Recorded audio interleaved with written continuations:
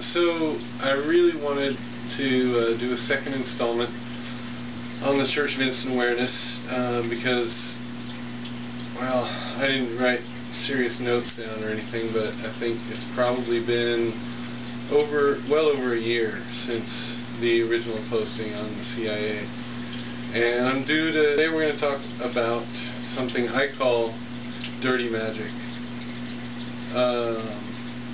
Everyone, there are a lot of different esoteric groups and folks out there that'll call it something completely different.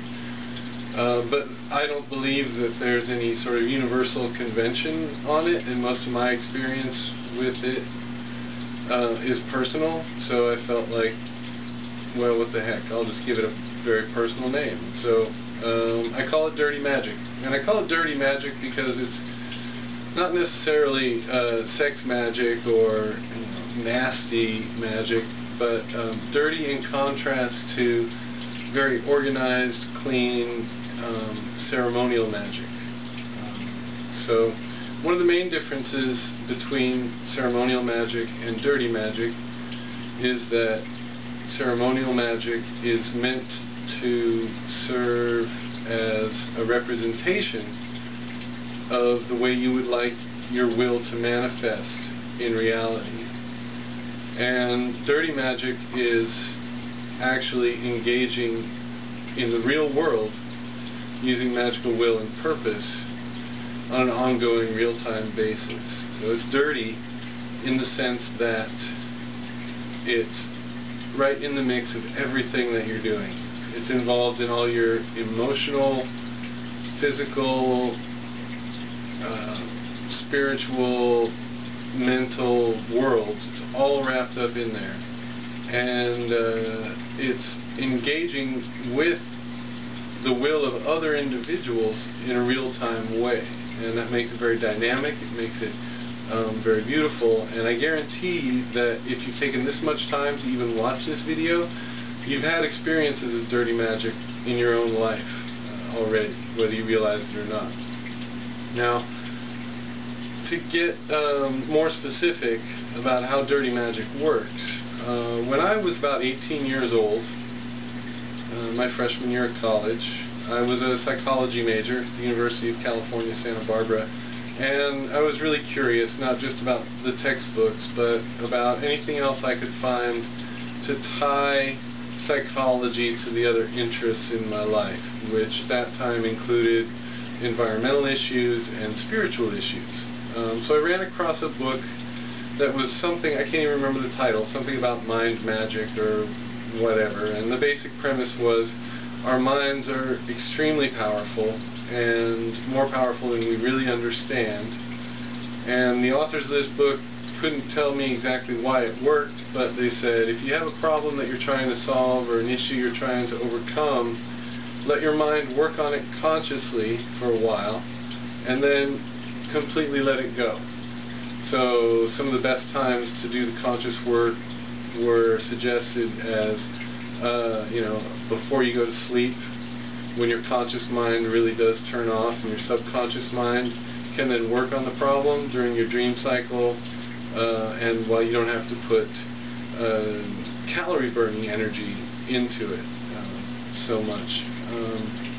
And then they said that as an example, when you do this on a regular basis, you'll find that you'll be in the shower or doing some other mindless activity, and the answer to your problem or a potential solution to your dilemma will just pop into your mind, as if all the little gnomes inside your head have been working on it without you having to think about it, and it would just, they'd be done, and they'd send their message to your conscious brain and give you the opportunity to act on it. Well, I was really skeptical about it, but it only took a few tries with this for me to realize that, wow, they were on something really cool.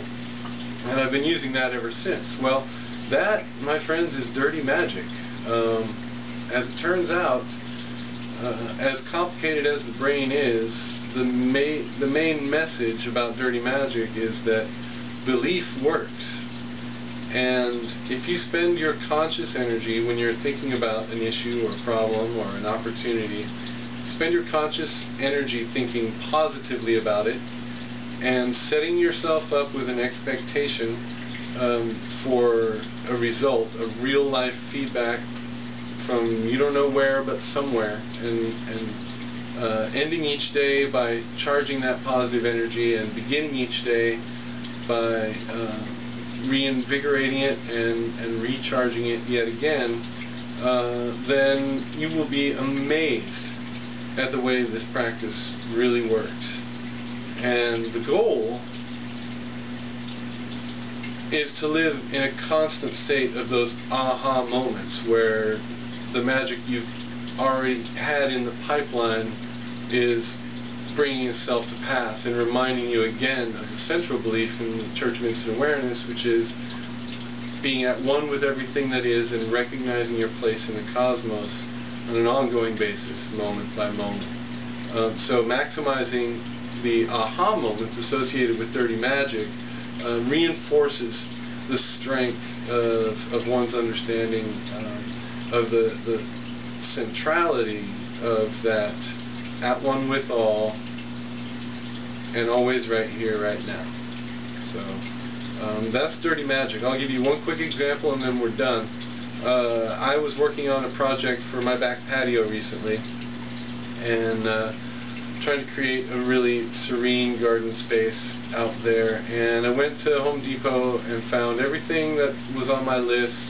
I forgot a couple of items, random weird things I forgot. One was a big piece of bamboo and the other were little screw-in hooks. And I got home from Home Depot and realized I didn't get those two things. I was kind of bummed out. I went to sleep.